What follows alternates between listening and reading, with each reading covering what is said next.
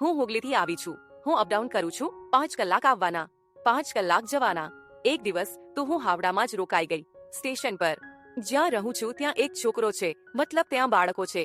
ગૌરવ, તો એને હું કહું છું, તે સત્ર પણ સાંભળે છે. અત્યારે 10મો દિવસ છે.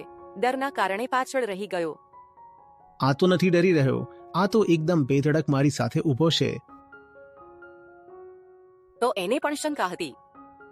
તે સાંભળી રહ્યો છે, હમણાં 10મું આપશે. હું આટલો ભયાનક છું? ત્યાં છુપાયેલો છે. એનો સવાલ પણ હતો, તમે પૂછી લો પહેલા.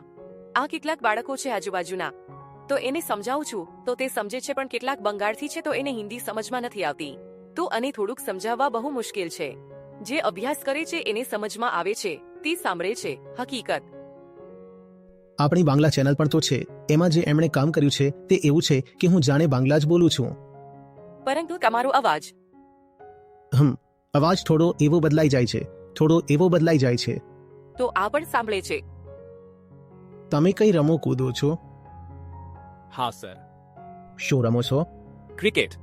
ક્રિકેટ રમો છો, દોડ્યા પણ કરો અને થોડું ખાવા પીવા પર પણ ધ્યાન આપો. મજબૂત બનો શરીરથી. બાકી જો તમે સાથે છો તો જ્ઞાન તો પહોંચી જ જશે, પરંતુ તે વસ્તુનું પણ ધ્યાન રાખો.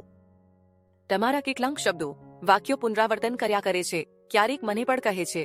કઈ લાઈન રિપીટ કરો છો? કોઈ એક કહો. બેસિકલી યાદ નથી આવી રહી. અત્યારે ડરી ગયો તો એટલે દૂરથી મારી સાથે આવ્યો છે. મારે આચાર્યજીને જોવા છે, તો અત્યારે ડરના કારણે પાછળ રહી ગયો. આવી જ છે બેટા દુનિયા. કોઈકને જોવું નથી અને જેને જોવું છે તે પાછળ છુપાઈ જાય છે. મેં કહ્યું આચાર્યજી સાદા છે, વાત કરે છે. જે પણ સવાલ છે તે પૂછી લો, એ કહી દેશે. એમ કહીને અહીંયા સુધી લાવી છું.